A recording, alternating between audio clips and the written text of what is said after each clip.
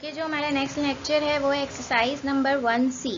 ठीक है, तो सबसे पहले इसको पढ़ने के लिए हम कुछ चीज़ें डिस्कस कर लेते हैं। सेट को किस तरह से जाहिर करते हैं, मैंने बताया था कि हम कर्ली ब्रैकेट से सेट को जाहिर करते हैं। जैसे कर्ली ब्रैकेट 1 2 3 4, ठीक है।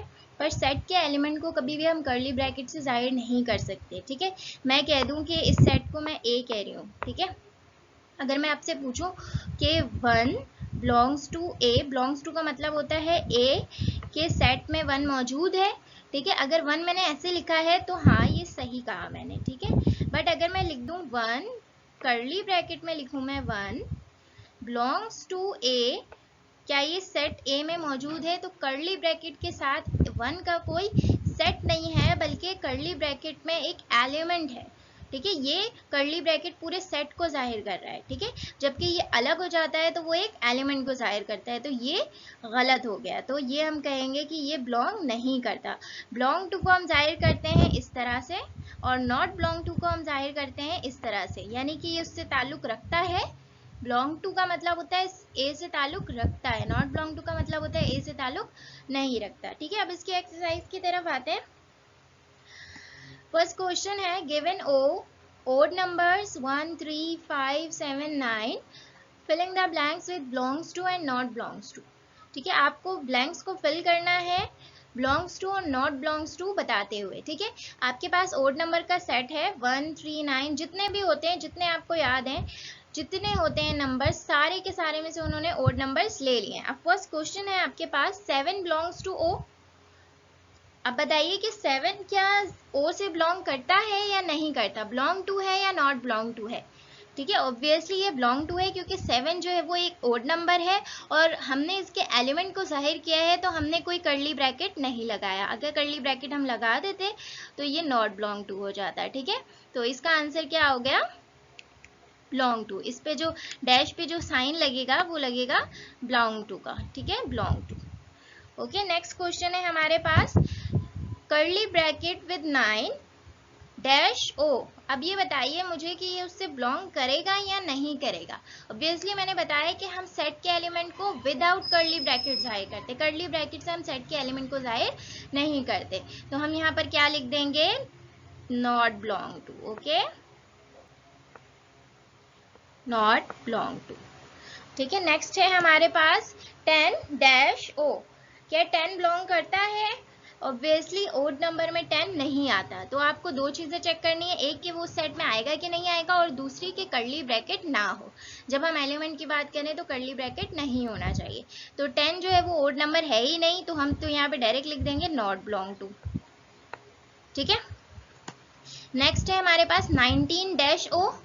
अब 19 क्या ओड नंबर है? हाँ, ओड नंबर है।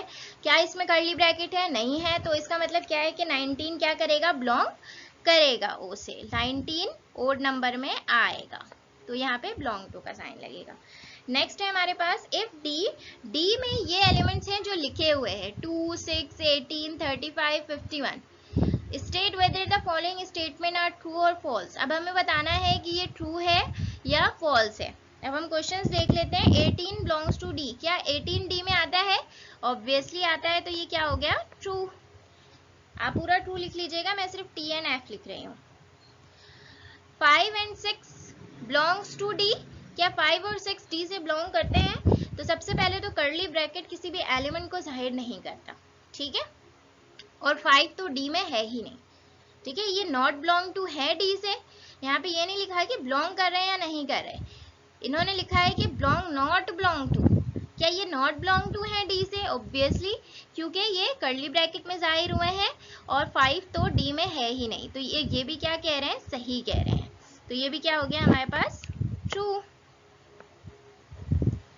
ये भी क्या हो गया हमारे पास? ट्रू। इसकी जगह आप क्या लिख देंगे? टी। नेक्स्ट है हमारे पास 11 belong to not belong to D. क्या 11 डी से बिलोंग नहीं करता? तो ये सही बात कह रहे हैं कि 11 तो डी में है ही नहीं, तो ये भी सही बात है, तो ये क्या हो गया? ट्रू। ट्रू का T. Next 52 belong to D. 52 D में है, ये कह रहे हैं वो। क्या ये सही बात है? 52 डी में आपको नजर आ रहा है? डी के सेट में 52 हमें नजर नहीं आ रहा, तो हमें ये गलत लग रहा है, तो हम क्या लिख देंगे? फॉल्स। ओके, नेक्स्ट चलते हैं हम टाइप्स ऑफ सेट्स। सेट्स के बहुत सारे टाइप्स होते हैं, उनमें से कुछ सेट के टाइप मैं आपको यहाँ पर पढ़ा रही हूँ। First is finite set. Finite set, if element in the set is countable is called finite set. अगर आप किसी सेट के एलिमेंट को गिन सकते हैं कि इसमें कितने एलिमेंट आएंगे तो वो कहलाते हैं फाइनाइट सेट। ठीक है, इसकी एग्जाम्पल दी हुई है कुछ। ओड नंबर्स बिफोर 10, उसमें कौन कौन से एलिमेंट आ जाएंगे? 1, 3, 5, 7, 9। ठीक है, इसमें कितने एलिमेंट्स हैं? इसमें 5 एलिमेंट्स हैं। इनके एलिमेंट्स को आप गिन सकते हो, 1, 2, 3, 4, 5, पूरे 5 एलिमेंट्स हैं यहाँ पर। यानी कि आपने इसके सारे एलिमेंट्स को गिन लिया। जब आप इनके एलिमेंट्स को गिन सकते हैं तो ये क्या कहलाएंगे? Finite set. ठीक है, एक और एग्जांपल दी हुई है, कॉन्टिनेंट्स इन द वर्ल्ड। आपको पता होंगे कि वर्ल्ड में कितने कॉन्टिनेंट है? 7। ये आपको पता होने चाहिए। ठीक है, आपने पढ़ा होगा। तो वर्ल्ड में जो तकरीबन कॉन्टिनेंट है कंप्लीटली, वो है 7 कॉन्टिनेंट्स। तो उन्हें भी हम गिन सकते हैं। अगर हम गिन सकते हैं तो वो किस में आ गए? फाइनाइट सेट में। ठीक है, नेचुरल नंबर बिफोर 5, बिफोर 5 है तो ऑब्वियसली 5 तो इस सेट में नहीं होना चाहिए। ठीक है, तो ये सेट होगा 1, 2, 3, 4। ओके, 1, 2, 3, 4 ये सेट होगा आपके पास। क्या इनके एलिमेंट्स को आप गिन सकते हैं? जी, इसमें 4 एलिमेंट्स हैं, आप गिन सकते हैं, इसलिए क्या हो गया? फाइनाइट सेट हो गया। सेकंड है infinite set. If element in a set is uncountable, अगर आप किसी भी सेट के एलिमेंट को गिन नहीं सकते कि उसमें कितने एलिमेंट आएंगे तो वो कहलाएगा इनफाइनाइट सेट। जैसे कि एग्जांपल भी दी हुई है, स्टार्स इन द स्काई। क्या आप गिन सकते हो स्टार्स को स्काई में? नहीं गिन सकते। हेयर्स इन योर हेड, क्या आप इन्हें गिन सकते हो? नहीं गिन सकते। तो ये क्या हो गया? इनफाइनाइट सेट हो गया। Empty set. एम्प्टी या नल सेट किसे कहते हैं? जिसमें एक भी एलिमेंट ना हो। जिस सेट में एक भी एलिमेंट ना हो वो कहलाता है एम्प्टी सेट या फिर नल सेट। एम्प्टी का क्या मतलब होता है? खाली। सेट खाली है। उसको किस तरह से जाहिर करते हैं? या तो इस तरह से, सिर्फ और सिर्फ 2 कर्ली ब्रैकेट डाल दे, ठीक है, या फिर फाई से।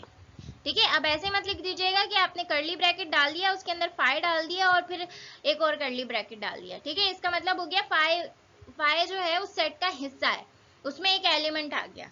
ठीक है, सिर्फ फाई हुआ तो इसका मतलब एम्प्टी सेट, और सिर्फ खाली कर्ली ब्रैकेट है तो इसका मतलब हुआ कि ये एम्प्टी सेट है।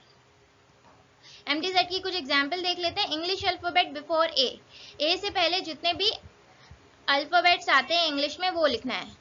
तो ए से पहले कोई अल्फाबेट आता ही नहीं है। ठीक है, तो ये सेट कैसा बनेगा?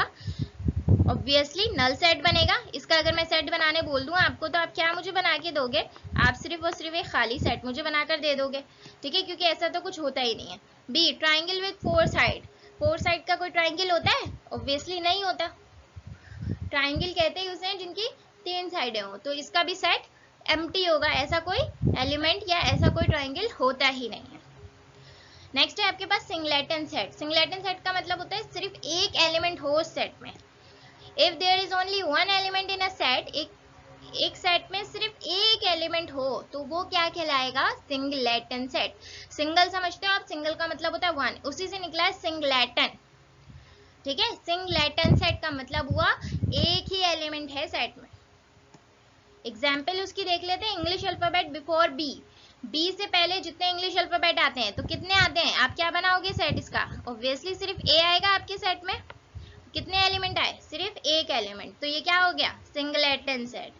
A number which is neither prime और नॉर ऑड, जो ना ही तो प्राइम है ना तो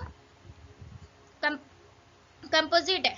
ठीक है, जो ना ही तो प्राइम है ना ही तो कंपोजिट है, वो सेट आपको बताना है। तो उसमें कौन सा एलिमेंट आएगा? सिर्फ और सिर्फ 1 है ऐसा जो ना ही तो प्राइम है और ना ही तो कंपोजिट है। ओके, तो नेक्स्ट एक्सरसाइज पे आ जाते हैं। Exercise 1D, which of the following statement are true. आपको बताना है कि इनमें से कौन सा स्टेटमेंट सही है। ओके, ए क्या है? Multiples of 5। Multiples of 5 is an infinite set. ये कह रहे हैं कि 5 का मल्टीपल्स, 5 के मल्टीपल्स का मतलब क्या हुआ? हम 5 का टेबल लिख दें। 5 का टेबल, 5 के टेबल में क्या क्या आएगा? 5, 10, 15, 5, 10, 15, 5, 10, 15, 20 etc 5 का टेबल कहीं तक भी जा सकता है। ठीक है, तो क्या ये फाइनाइट सेट है? ऑफ कोर्स नहीं है, हमें नहीं पता ये इसमें कितने नंबर्स आएंगे। ठीक है, तो ये इनफाइनाइट सेट है, तो ये स्टेटमेंट क्या है? ट्रू। तो आप क्या लिख देंगे? टी। सेकेंड है आपके पास प्लैनेट्स विद मून। प्लैनेट्स, कितने प्लैनेट्स हैं? 9 प्लैनेट्स हैं विद मून, कितने हो गए? 10। तो हम क्या है इसे गिन सकते हैं? ऑब्वियसली हम इसे गिन सकते हैं, तो ये क्या हो गया? Finite set. तो ये हो गया ट्रू। इस पे भी आप क्या लिख देंगे? टी। ठीक है, सी क्या है? Month starting with letter J is a singleton set. वो मंथ जो जे लेटर से स्टार्ट होते हैं वो कह रहे सिंगलेटन सेट है। सिंगलेटन का क्या मतलब होता है? सेट में सिर्फ एक एलिमेंट है। अगर आप मंथ को देखें तो उसमें जे से क्या आता है? एक जनवरी आता है, एक जून आता है, एक जुलाई आता है, 3 आते हैं जे से। तो क्या ये सिंगलेटन सेट हुआ? इसमें तो 3 एलिमेंट्स आ गए, तो ये सिंगलेटन सेट नहीं हुआ। तो ये स्टेटमेंट कैसी है? ये स्टेटमेंट गलत है, फॉल्स स्टेटमेंट है। ठीक है, तो आप क्या लिख देंगे? एफ। नेक्स्ट है आपके पास prime minister of Pakistan is a null set. Prime minister of Pakistan है, ठीक है, आपको पता है name of the prime minister? Obviously हमें पता है हमारा प्राइम मिनिस्टर है, ऑब्वियसली एक ही है, सिंगलेटन सेट है, पर वो नल सेट नहीं है। तो ये स्टेटमेंट भी क्या हो गई? गलत हो गई। ठीक है, इसे भी आप क्या लिख देंगे? फॉल्स। नेक्स्ट है हमारे पास इक्वल सेट्स। इक्वल सेट्स किसे कहते हैं? Two sets are said to be equal if the elements of the both the set are identical. अगर दोनों सेट में एलिमेंट्स आइडेंटिकल यानी कि सेम है तो वो कहलाएंगे दोनों इक्वल सेट। अब कैसे? इसकी एक एग्जांपल देख लें। जैसे मैंने लिखा ए बी सी डी, ठीक है, ए में लिखा हुआ है 1 2 3, बी में लिखा हुआ है 3 2 1। अब अगर आप देखें तो दोनों में एलिमेंट सेम है, इसमें भी 1 है, इसमें भी 1 है। ए और बी की बात कर रही हूँ, इसमें भी 1 है, इसमें भी 1 है, इसमें भी 2 है, इसमें भी 2 है, इसमें भी 3 है, इसमें भी 3 है। ठीक है, इसमें ये तीनों एलिमेंट है, इसमें भी भले वो आगे पीछे हैं, सेट में आगे पीछे हो सकते हैं, ठीक है, बट एलिमेंट सेम ही होने चाहिए। अगर सेम है तो वो दोनों इक्वल सेट है। ठीक है, तो ए और बी क्या है? इक्वल सेट है। अगर मैं बात करूं, मैं बोल रही हूं आपको कि आप चेक करें ए और सी। ए में क्या है? 1 2 3, और सी में क्या है? 2 3 4। 2 3 तो मैच कर रहे हैं, पर 4 इसमें ज्यादा आ गया और ए में 1 आ गया। ठीक है, ये डिफरेंट एलिमेंट भी आ गए, दोनों में सेम एलिमेंट होंगे तब वो क्या कहलाएंगे? Equal set. तो दोनों में सेम एलिमेंट नहीं है, तो ये भी क्या हो गए? Not equal set. ठीक है, ए डी के इक्वल भी नहीं है क्योंकि उसमें क्या है? ए बी सी, और ए में क्या है? 1 2 3। ठीक है, दोनों सिमिलर नहीं है, इसलिए क्या हो गए? Not equal set. अब इक्विवेलेंट सेट क्या होते हैं? If the number a set is said to be equivalent if the number of element in both the set are equal. देखिए ऊपर बात की थी कि number of element are identical, same होने चाहिए। अब यहाँ कह रहे हैं उसमें एलिमेंट सेम होने चाहिए इक्वल में, ठीक है, और इसमें क्या होना चाहिए? नंबर ऑफ एलिमेंट सेम होने चाहिए, यानी कि अगर एक सेट में 3 एलिमेंट है तो दूसरे सेट में भी 3 एलिमेंट हो। ठीक है, इक्विवेलेंट का मतलब है तकरीबन बराबर, इक्वल का मतलब होता है बिल्कुल बराबर। बिल्कुल बराबर का मतलब हो गया कि जो एलिमेंट पहले वाले सेट में वही एलिमेंट दूसरे वाले सेट में भी हो। ठीक है, इक्विवेलेंट का मतलब है कि नंबर अगर तीन एलिमेंट्स हैं ए सेट में तो बी सेट में भी 3 एलिमेंट्स हो। ठीक है, बस इतना ही काफी है उसका इक्विवेलेंट होने के लिए। ठीक है, एलिमेंट सेम होना जरूरी नहीं है। ठीक है, जैसे कि ए इज इक्विवेलेंट टू बी, ए को हम इक्विवेलेंट भी कह सकते हैं क्योंकि इसमें 3 एलिमेंट है, इसमें भी 3 एलिमेंट, पर ये इक्वल भी है क्योंकि ये दोनों सेम भी है, आइडेंटिकल है। ठीक है, ए इज इक्विवेलेंट टू सी, ए सी के भी इक्विवेलेंट है। क्यों? क्योंकि इसमें कितने एलिमेंट है? ए में 3 और सी में कितने एलिमेंट है? 3। तो ये क्या हो गए? इक्विवेलेंट हो गए। हमें नहीं फर्क पड़ता कि अंदर कौन से एलिमेंट है, हमें सिर्फ फर्क पड़ रहा है कितने एलिमेंट है। इसमें कितने एलिमेंट है? 3, 1 2 एंड 3। ठीक है, तो 3 एलिमेंट इसमें है, 3 एलिमेंट ए में है, तो ये इक्विवेलेंट हो गए। ए और डी के इक्वल भी है। क्यों? क्योंकि ए में 3 एलिमेंट है और डी में भी कितने एलिमेंट है? 3 एलिमेंट है, तो ए डी के भी इक्विवेलेंट हो गया। अगर नंबर ऑफ एलिमेंट्स, इसका मतलब जितने एलिमेंट्स एक सेट में है उतने ही दूसरे सेट में है, तो ये क्या कहलाएंगे? Equivalent set.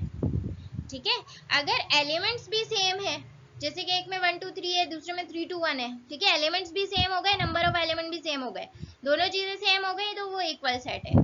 ठीक है, अगर सिर्फ और सिर्फ नंबर ऑफ एलिमेंट सेम है तो वो क्या कहलाएगा? Equivalent set. Okay, cardinal number क्या होता है? The number of element in a set is called cardinal number. एक सेट में कितने एलिमेंट हैं उसको हम कहते हैं कार्डिनल नंबर। जैसे कि पहला सेट है ए, इसमें कितने एलिमेंट है? इसमें है 1 2 3 4 5 6 एलिमेंट है। तो इसका कार्डिनल नंबर हो गया 6। और कार्डिनल नंबर को जाहिर करते हैं n और a से। a यानी जो भी सेट होगा उसमें 6 एलिमेंट है, ठीक है। b का कार्डिनल नंबर क्या होगा? कितने एलिमेंट है इसमें? 1 2 3 4। तो इसका कार्डिनल नंबर क्या हो गया? 4। सबसेट, अब सबसेट किसे कहते हैं? B is called the subset of A if all the elements of B is also in A। B जो है सबसेट कहलाएगा A का। इसे एक एग्जांपल से समझ लेते हैं। जैसे कि A मैंने एक सेट दे दिया आपको, ठीक है, और B मैंने एक सेट दे दिया। A ये सेट है 1 2 3 4, B ये सेट है, ठीक है, B ये सेट है। B सेट क्या है? 2 3 एंड 5। आपको चेक करना है कि ये इसका सबसेट है, तो आप ये चेक करेंगे कि जो एलिमेंट इसके पास है क्या A के पास भी है। अगर है A के पास क्या है? A के पास 2 3 5 है, हाँ है, ठीक है। जो इसके पास एलिमेंट है वही एलिमेंट उसके पास भी है, तो इसका मतलब ये है कि वो उसका सबसेट है। सबसेट का मतलब होता है उसका छोटा सेट है, ठीक है। सारे एलिमेंट भी मौजूद है मगर कुछ एलिमेंट कम है, मगर है वही जो A में थे, ठीक है। इसी तरह B 4 और 5 क्या A में मौजूद है? हाँ मौजूद है। इसका मतलब ये भी A का क्या है? सबसेट है। अगर मैं B A ले लूं 1 2 3, क्या ये A में मौजूद है? 1 2 3, हाँ मौजूद है। तो इसका मतलब है कि ये B इसका सबसेट है। सबसेट को हम जाहिर करते हैं ऐसे, B क्या है? A का सबसेट है, तो B is a subset of A। इस तरह से जाहिर करते हैं। Okay next. ओके, लास्ट में आपसे यही कहूँगी कि सब्सक्राइब ज़रूर कर लीजिएगा ताकि आपको सारी वीडियोस आसानी से मिल जाएं।